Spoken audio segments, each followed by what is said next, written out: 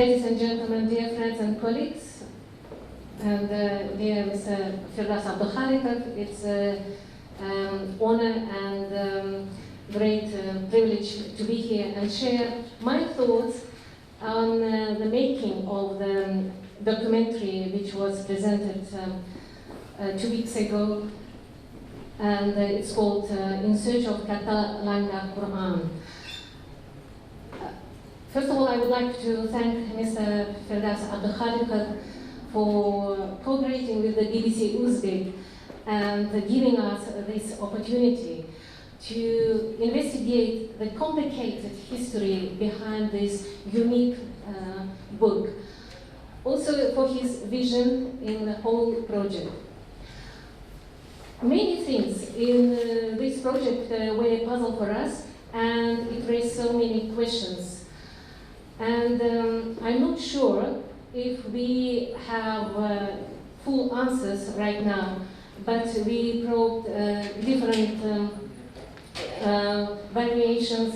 We explored various interpretations in our journalistic investigation.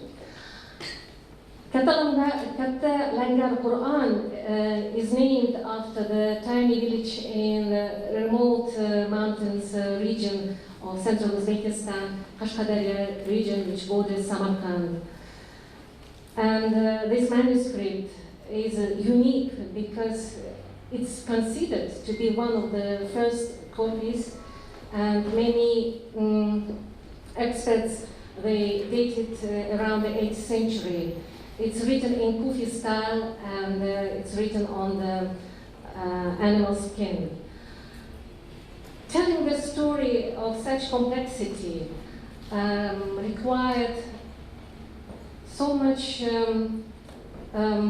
it's a great responsibility, and it demanded great sensitivity as well as very careful approach. Personally, for me, I felt such a huge sense of responsibility towards its complicated history and also towards our heritage.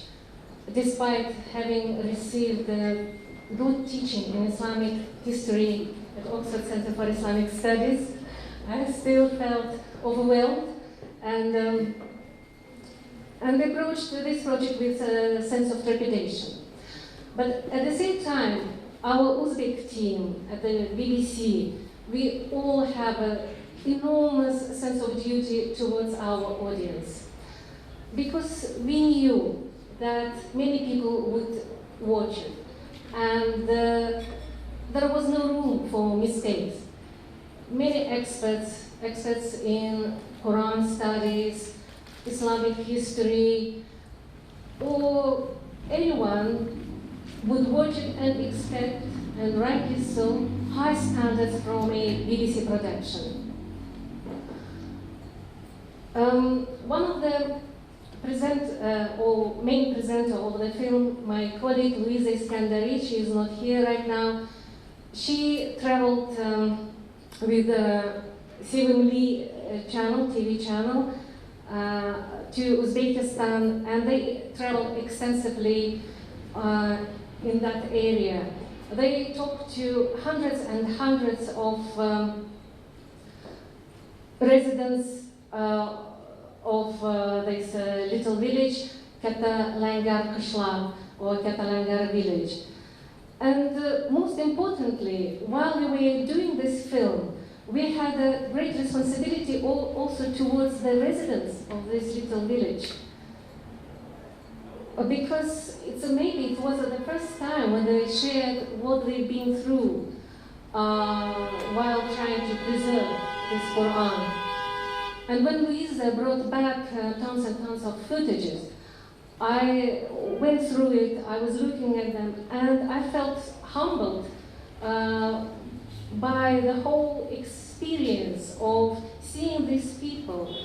They live very rudimentary way of life, but they're so dignified and so proud to be guardians of this holy book, and they feel they were so sad that they lost this book. And we thought that we should also give them credit to tell their story, not only experts and scientists or professors should talk in our documentary, but also these simple people too. The initial title of it was Kатталангарский Коран, or Quran torn apart. Why? Because we found out that it's a sacred, its precious pages were scattered across different countries.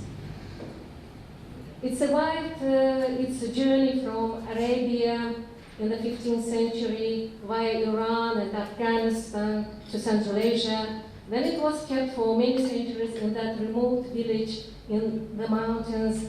But then it was seized and taken away from them.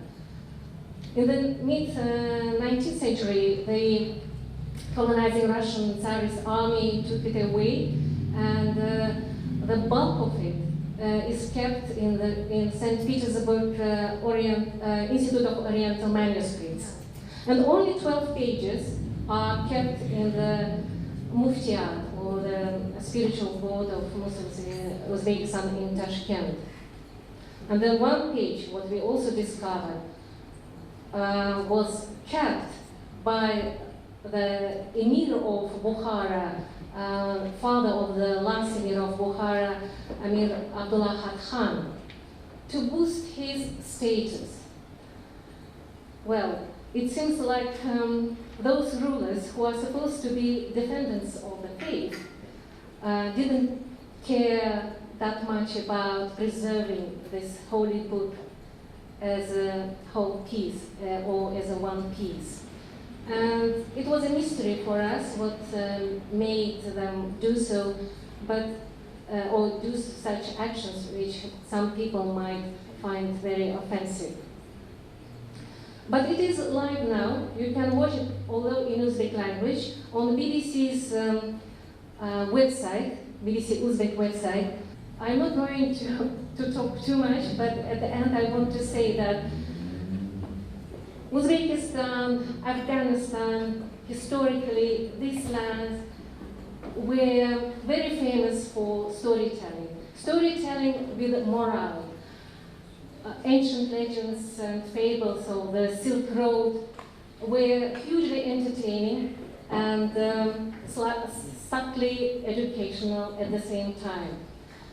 So whenever we report about something, or we might produce documentaries or hardcore political news, but we also should remember that about this art of storytelling.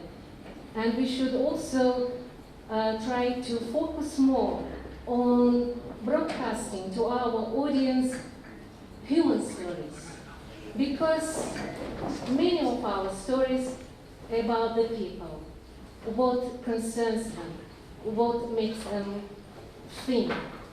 So at the BBC, we stopped being only broadcasters, we are all storytellers now. Thank you.